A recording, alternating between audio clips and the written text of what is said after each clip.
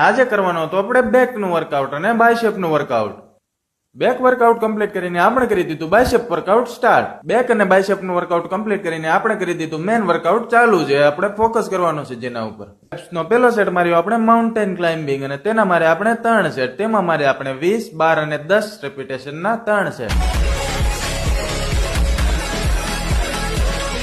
ત્યાર પછી બીજો સેટ માર્યો આપણે સાઈડ એપ્સ માટે, પણ મિત્રો તેનું નામ આપણને ખબર નહોતી, પણ તેના પણ આપણે 3 સેટ માર્યા. તેમાં મારે આપણે 15, 12 અને 10 ના રેપિટેશન.